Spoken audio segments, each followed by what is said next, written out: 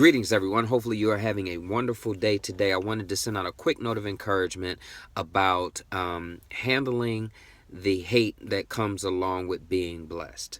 One of the things that I wanted to emphasize today in encouragement is that, one, we're all blessed. I think we all challenge whether or not we are blessed because we don't look at blessings the same way. And part of the problem with that is God blesses everybody every day with a lot of things, but we often fail to only evaluate our blessings based on material blessings versus those things that are immaterial or spiritual or physical, but not yet those things that we call creature comforts and blessings. And then we start looking at what other people have and try to assess our level of blessing against what other people have.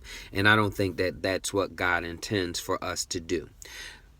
Part of the challenge that we all face with that is when God manifests a material blessing in your life or in the lives of others, that's when hate tends to come, or people tend to judge you based on what God has done for you. One, favor ain't fair. You know, when you are favored by God and God is doing things because you are doing things that God wants you to do, sometimes you will receive favor and you will receive blessings on top of the blessings that God does for all of us. That's not your fault. In relation to that favor, you don't have to explain what God does for you. You are required to share your testimony, but you don't have to explain being blessed because that's between you and God. If somebody else doesn't understand it, that's between them and God, to allow God to illuminate their level of understanding of what he may be doing in your life should he choose to do so. Don't get caught up in that, because a lot of times people will try to make you feel bad about being blessed.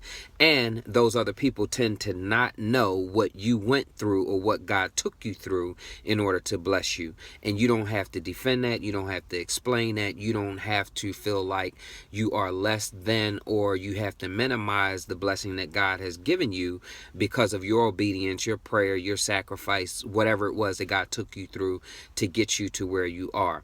So manage that hate, or manage that attack, or manage those perceptions or those thoughts by just glorifying God in your response to those things, and not feeling the pressure of trying to explain yourself to other people who don't get what God is doing in your life. The other thing is, we are all blessed. I can't help but emphasize that so much, because a lot of times, again, we look at our circumstances as a way to determine whether or not we are blessed, and that's not of God. God uses our circumstances to show us how blessed that we really are. And no matter how bad in perception our thoughts are on what our circumstances might be, there's somebody out there that's doing worse than you, or there's somebody out there whose situation is not as good as yours is, no matter how bad your situation may appear to be. There is a blessing in no matter what circumstance that God has you going through at this point in time. And then when you trust him, you trust his word, and you trust his way, he will deliver you from that circumstance or that situation in the appropriate time. And once you've learned what God is trying to teach you during that time, and once you have gained the character building things that God wants you to draw from that experience. So be encouraged today that no matter what your circumstance or your situation or your state might be, you are blessed. 2, don't let anybody minimize your blessings and feel that you need to explain your blessings, because God has done great things in your life, regardless of what it may look like to somebody else. And then 3, use your blessings to be a blessing. Your testimony is not yours. It doesn't belong to you. God gave it to you for a reason, and that reason is to give it to somebody else to help them get through or prepare them for what might be about to happen in their experience or their journey that God wants them to learn from your experience. Be blessed, be encouraged, and keep moving. Thank you.